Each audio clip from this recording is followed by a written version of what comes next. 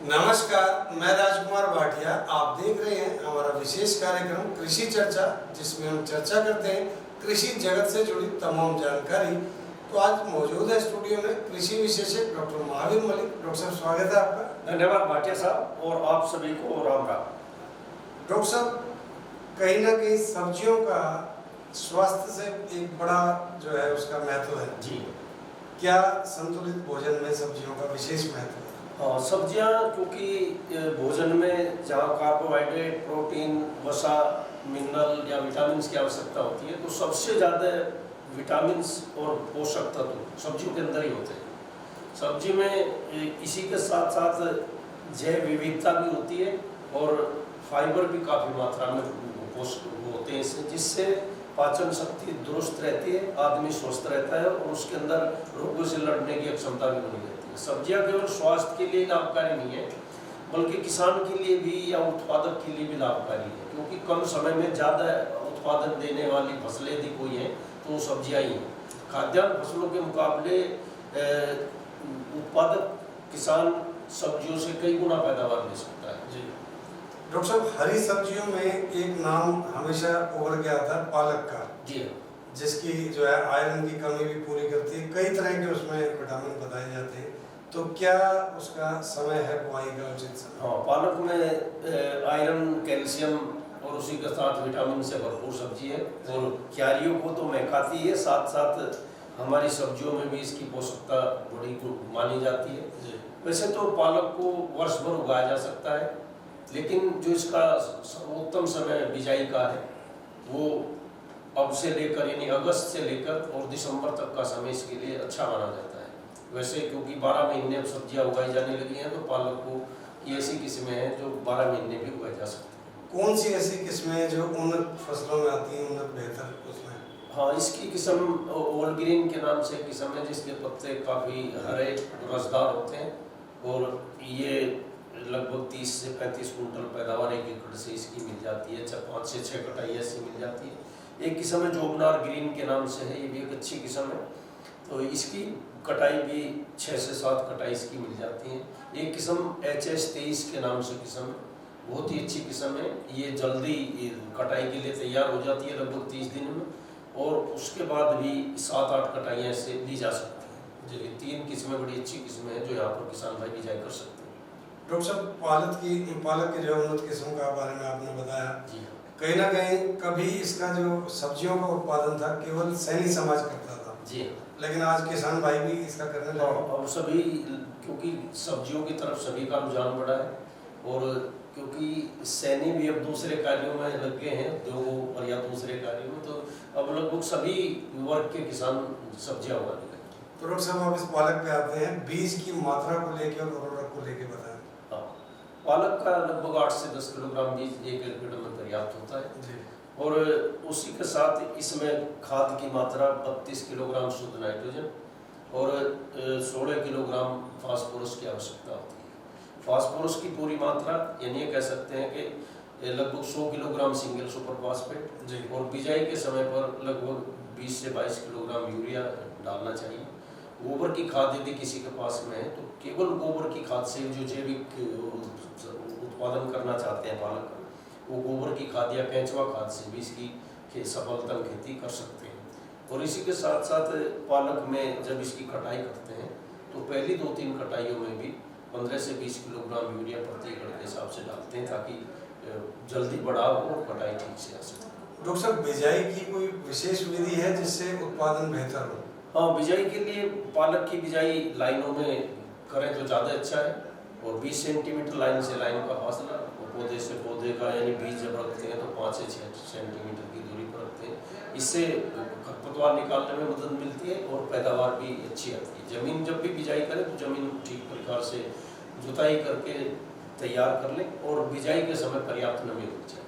कितनी बार से चाहिए इसको जरूरत हो? हाँ, वैसे तो पालक में जब बिजाई करते हैं तो उस समय फलेवा करके करते हैं, लेकिन किन्हीं कारणों से यदि नमी कम है तो बिजाई के तुरंत बाद भी सिंचाई की जा सकती है, और लगभग 12 से 15 दिन में सिंचाई करते रहते हैं, और उसके बाद में जब कटाई इसकी होती है तो कटाई के तुरंत बाद भी सिंचाई करना जरूरी है, लेकिन ये भी ध्यान रखें कि पानी लगातार खड़ा नहीं होना चाहिए, नहीं तो पालक को उससे नुकसान भी हो सकता है। डॉक्टर साहब, पहली कटाई कितने दिन बाद होती है और कितनी बार कटाई इसमें की जा सकती है? पालक की पहली कटाई लगभग 30 दिन बाद शुरू हो जाती है जी। और कटाई कुछ किस्में ऐसी हैं जिनकी कटाइयाँ 7 से 8 कटाइयाँ ली जा सकती हैं और उसमें लगभग 40 से 45 कुंटल पैदावार 1 एकड़ में पालक की से आ जाती है। और हर कटाई के बाद में किसान भाई ये ध्यान रखें कि कटाई को थोड़ा सा ऊंचाई से काटें, जमीन से सटाकर कटाई भी करनी चाहिए ताकि फुटाव जल्दी और ज़्यादा है। जी डॉक्टर साहब, इसके साथ साथ हम बात करना चाहेंगे मूली की फसल को लेकर। जी, कहीं ना कहीं वो भी एक बीमारी, कई बीमारियों में काम आती है बताया जाता है, तो शलगम और मूली का क्या उपयुक्त समय है बिजाई का? ये अभी तक हम वर्षा ऋतु की सब्जियां उगा रहे थे, जिसमें बेल वाली सब्जियां, भिंडी या फिर दूसरी फसलें थी इन सब्जियों की। अब समय आ गया है कि हम जो सर्दियों वाली सब्जियां हैं उनकी लगाने का समय चल रहा है, तो उसमें अभी हमने बात की पालक के बारे में, मूली की बिजाई का भी ये समय उचित समय चल रहा है। मूली की कई किस्में ऐसी हैं जो किसान भाई लगाकर बहुत थोड़े दिन में अच्छी पैदावार ले सकते हैं। यानी कह सकते हैं मूली की खुदाई लगभग 35 से 40 दिन में खुदाई की जा सकती है। तो मूली की कई उन्नत किस्में हैं, जिसमें मूली की एक किस्म है पूसा चैतकी के नाम से। वैसे तो मूली को भी, क्योंकि सलाद की आवश्यकता 12 महीने रहती है और मूली का उपयोग ज़्यादातर सलाद में ही किया जाता है, सिरके में भी डालकर किया जाता है, सब्जी के रूप में भी कई जगह पर इसका इस्तेमाल होता है, या कई बार रोटी पराठे में भी इसका इस्तेमाल किया जाता है। तो पूसा चैतकी ऐसी किस्म है जिसे हम 12 महीने उगा सकते हैं। ये कह सकते हैं कि गर्मियों में भी इसकी खेती की जा सकती है और इसकी पैदावार लगभग 60 कुंटल प्रति एकड़ के हिसाब से आ जाती है। ये किस्म पंजाब सफ़ेद है, तो ये किस्म जल्दी बढ़ने वाली और इसकी मूलियाँ लगभग 35 से 40 सेंटीमीटर लंबी हो जाती है और इसकी पैदावार लगभग 80 कुंटल प्रति एकड़ के हिसाब से आ जाती है। ये किस्म हिसार श्वेती के नाम से है, ये बहुत ही अच्छी किस्म है और ये जल्दी बढ़ाव लेती है और यहाँ तक कि इसकी मूलियाँ 1.5 फुट तक लंबी हो जाती हैं। ज़मीन से बाहर आने के बाद भी इसकी मूली हरा रंग नहीं लेती, सफ़ेदी बनी रहती है और इसका इस्तेमाल देर तक किया जा सकता है। इसकी पैदावार प्रति एकड़ लगभग 110 कुंटल प्रति एकड़ तक इसकी पैदावार आ जाती है। तो ये किस्में देसी किस्में हैं, कुछ किस्में विदेशी किस्में भी हैं, जैसे जापान वाइट किस्म है, तो ये किस्म और एक किस्म वाइट श्वेती के नाम से है, ये यूरोपियन किस्म।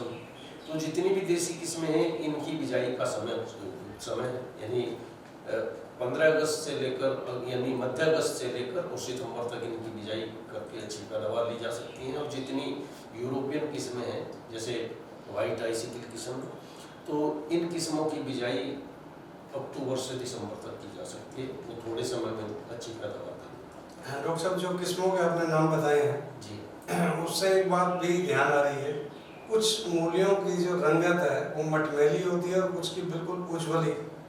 हाँ, मूली की कई किस्में विकसित की हैं, तो जैसे पूसा की बैंगनी, पूसा की गुलाबी, तो इस तरह से पर्पल कलर की भी तो इस तरह की कई किस्में विकसित की गई हैं जो जिनका रंग अलग अलग होता है, तो उसे उनके रंग के कारण ही उसे पसंद करते हैं। तो कई बैंगनी या गुलाबी रंग की जो मूलियाँ गुणों में भी कोई फर्क पड़ता है? गुणों में भी थोड़ा सा अंतर होता है, लेकिन लगभग सभी में गुण बराबर होते हैं, लेकिन उसका एक आकर्षण बढ़ जाता है जी, और थोड़ा सा स्वाद में भी स्वादिष्ट भी होती है इस तरह की। डॉक्टर साहब, शलगम की और किस्में बताएं आप। हाँ, शलगम की बिजाई का भी समय इस समय चल रहा है। तो शलगम की देसी किस्म है 4 वाइट 4 के नाम से किस्म है, जो लगभग 80 कुंटल पैदावार प्रति एकड़ के हिसाब से दे देती है। तो किसान भाई इसकी भी बिजाई कर सकते हैं, देसी किस्म है। एक इसकी यूरोपियन किस्म है पर्पल टॉप वाइट ग्लो, तो ये किस्म पैदावार देने में भी अच्छी है, लगभग 80 से 90 कुंटल पैदावार इसकी आ जाती है और लगभग 60 से 55 से 60 दिन में ये तैयार हो जाती है। तो जितनी जो देसी किस्म है वाइट 4, इसकी बिजाई का समय इस समय चल रहा है। और जो वाइट ग्लो पर्पल टॉप है, white purple glow white top किस्म है, इसकी बिजाई किसान भाई अक्टूबर से लेकर दिसंबर तक कर सकते हैं। जी डॉक्टर साहब, व्हाइट टॉप पर्पल ग्लोब में की पहचान भी है कि पर्पल टॉप व्हाइट ग्लोब की कि इसका जो ऊपरी हिस्सा है वो बैंगनी रंग का होता है और नीचे सफेद होती है जी इसलिए इसे पर्पल टॉप व्हाइट ग्लोब के नाम से नाम के अनुरूप है जी। तो डॉक्टर साहब, इसके साथ ही विटामिन ए और डी का जो भंडार है गाजर, सर्दियों की शुरुआत के साथ ही, क्या उसका भी बुआई का समय है? हाँ, गाजर की बिजाई का समय अगले महीने से शुरू होगा जी। वैसे तो कुछ किस्में ऐसी हैं जिनकी गाजर की बिजाई, जैसे पूसा वृष्टि के नाम से किस्म है, तो उसकी बिजाई जुलाई से लेकर और अगस्त तक भी की जा सकती है लेकिन गाजर की जो बिजाई का मुख्य समय है वो 15 सितंबर से शुरू होता है और 15 सितंबर से अक्टूबर तक इसकी बिजाई की जाती है। तो इसकी भी कई किस्में हैं, जैसे पूसा केसर के नाम से एक अच्छी किस्म है। इसी तरीके से इसकी कई अच्छी किस्म हिसार 90s के नाम से किस्म है। तो और पूसा की 2-3 किस्में हैं, जैसे पूसा रुधिरा के नाम से किस्म है, पूसा वसुधा इसकी एक संकर किस्म है। तो इन किसान भाई इनमें से किसी भी किस्म को लेकर उसकी बिजाई कर सकते हैं। जी डॉक्टर साहब, इनका प्रति एकड़ बीज कितनी जरूरत होती है? हाँ, मूली गाजर की बिजाई अगले महीने से शुरू होगी, मूली और शलगम की बिजाई शुरू हो चुकी है, गाजर की बिजाई भी शुरू हो चुकी है। जी। तो बीज प्रति एकड़ मूली का बीज लगभग 3 किलोग्राम प्रति एकड़ लगता है, शलगम का बीज 2 किलोग्राम प्रति एकड़ और गाजर का बीज 4 से 5 किलोग्राम प्रति एकड़ के हिसाब से डालना चाहिए। जी डॉक्टर साहब, इन तीनों की, मूली, शलगम, गाजर की बिजाई की कोई विशेष विधि है? हाँ, किसान भाई वैसे तो बिखेर कर कहीं भी बिजाई कर सकते हैं। जैसे अब खेत खाली हुए तो मूली शलगम को बड़े आराम से उगाया जा सकता है। ज्वार का खेत खाली हुआ, जुताई करके उसमें बिखेर में थोड़ा खाद की मात्रा उसमें डाल दें, मूली बड़े आराम से हो जाती है। लेकिन इनकी अच्छी पैदावार लेने के लिए किसान भाई यदि मेंढ पर इनकी बिजाई करें तो उससे यदि आगे ज़्यादा बारिश भी हो जाए तो उसका भी नुकसान नहीं होता और पैदावार भी ज़्यादा आती है। तो इसके लिए 30 से 45 सेंटीमीटर के फासले पर थोड़ी छोटी मेंढ बनाते हैं और मेंढ के बीच में एक 2 से 3 सेंटीमीटर गहरी लाइन बनाकर उसमें बीज को डालते हैं। बीज को लगभग 5 से 6 सेंटीमीटर के फासले पर डालते हैं, तो इससे इसकी पैदावार ज़्यादा आती है। जी। और मूली में जब भी सिंचाई करते हैं तो ये ध्यान रखते हैं कि पानी जो मेंढ बनाई है उससे 2/3 हिस्से से ऊपर पानी उसके न जाए, यानी मेंढ पूरी तरीके से डूबनी नहीं चाहिए। तो इससे मूली अच्छी बैठेगी और शलगम भी अच्छी बैठेंगे और पैदावार भी उनकी अच्छी है। गाजर की बिजाई भी हम इसी तरीके से कर सकते हैं। तो लाइनों में बिजाई करने का एक लाभ ये भी होगा कि खरपतवार नियंत्रण में भी सुविधा रहती है और फालतू पानी की निकासी में भी सुविधा रहती है। खरपतवार यदि इन फसलों में उगते हैं तो निराई गुड़ाई करके उन्हें निकाल देना चाहिए। कई बार बड़े स्तर पर किसान भाई गाजर की खेती करते हैं क्योंकि गाजर की बड़ी मांग रहती है आलू के लिए, दूसरे कामों के लिए।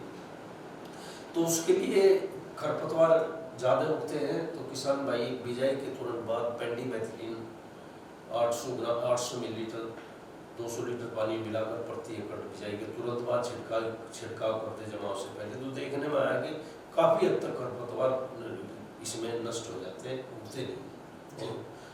इससे पैदा, क्योंकि खरपतवार काफ़ी नुकसान करते हैं, इसका पौधा बड़ा नाजुक होता है, तो शुरू में खरपतवार यदि ज़्यादा हुए तो पैदावार ठीक से नहीं आती। इसलिए खरपतवार नियंत्रण चाहे निराई गुड़ाई करके करें या रासायनिक विधि से करें, नियंत्रण करना जरूरी है।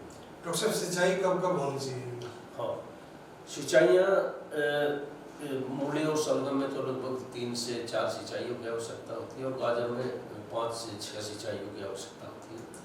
पहली सिंचाई यदि नमी ना हो तो बिजाई के तुरंत बाद भी की जा सकती है और उसके बाद की सिंचाइयाँ 10 से 12 दिन के अंतर पर और गाजर में 15 से 20 दिन के अंतर पर सिंचाई करते रहना चाहिए। जी डॉक्टर साहब, इसमें उर्वरक कब और कितना डालना चाहिए?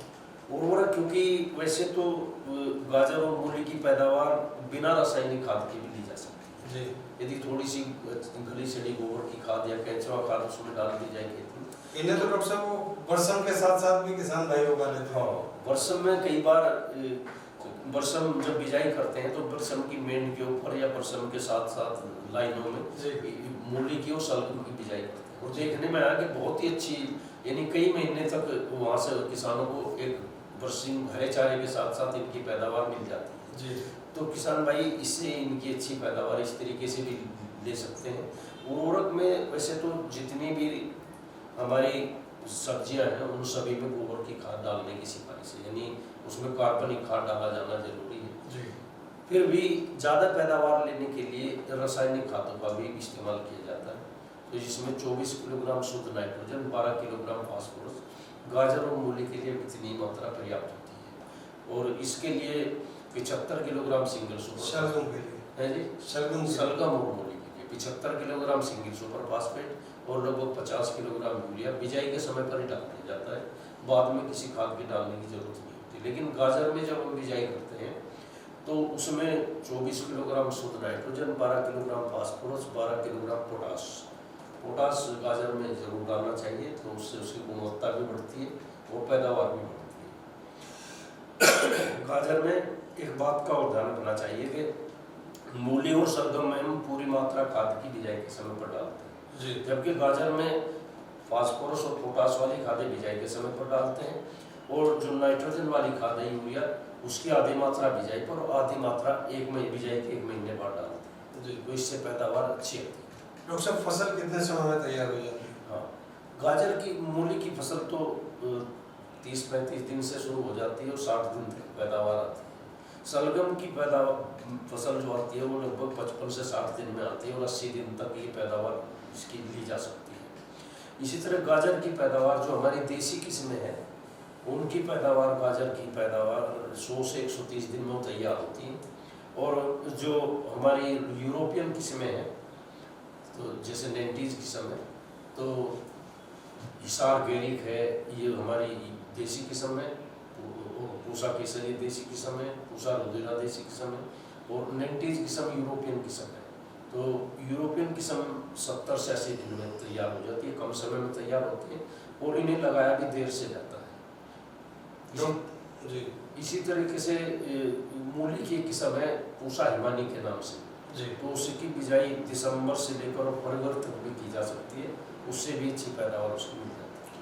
डॉक्टर साहब चैंपा का काफ़ी हाँ, क्योंकि रेती जब हम लगाते हैं तो कई बार 2-3 कीट इनके ऊपर आते हैं, एक कभी सुंडी का भी आक्रमण इसके ऊपर हो जाता है। तो शुरू में देखने में इस तरह की हमें दिखाई देता है तो उसके ऊपर मूली और शलगम के ऊपर प्रारंभिक अवस्था में हम डाइमेथोएट दवाई 250 मिलीलीटर जी यदि हमें उसके ऊपर सुंडियाँ दिखाई देती है इसके लिए शुरू की अवस्था में करना है जब मूली थोड़ी बड़ी हो जाती है, यानी कि बिजाई के 25 दिन के बाद में इस तरह की किसी दवाई का छिड़काव न करें। यदि हमें कोई कीट दिखाई देता है तो केवल मेलाथीन दवाई का इस्तेमाल करना है 50 cc, उसकी 2.5 मिलीलीटर मात्रा 1 लीटर पानी के हिसाब से मिलाकर उसका छिड़काव करें।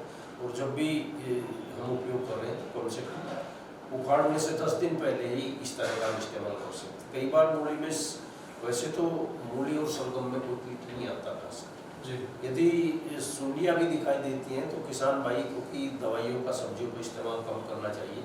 तो राख में 2-3 किलो राख ले लें छान कर और उसमें लगभग 100 ग्राम हल्दी मिला लें तो उसका धूला उसके ऊपर मारते हैं तो कीटों से बड़े आराम से बचाव हो जाएगा, रासायनिक दवाइयों की जरूरत उसके ऊपर नहीं पड़ेगी।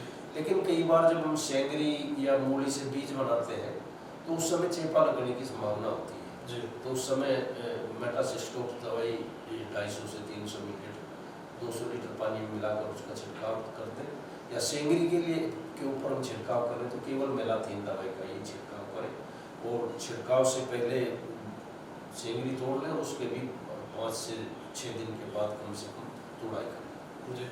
डॉक्टर साहब कई बार इनपे पत्तों पे पीले और भूरे रंग के कुछ दाग हाँ, इस तरह के धब्बे कई बार पत्तियों के ऊपर दिखाई दे जाते हैं तो ये एक तरह का रोग है जो फफूंदजनक बीमारी है जिससे पत्तों के ऊपर फैल कर ही पैदावार को घटाता है। तो उसके लिए किसान भाई या तो बनाइटोक्स दवाई कोपरोक्सीक्लोराइड 2 ग्राम प्रति लीटर पानी के हिसाब से या बेविस्टिन दवाई का उसके ऊपर या मैंकोजेब दवाई का उसके ऊपर छिड़काव करें तो इस रोग से आसानी से नियंत्रण हो जाता है।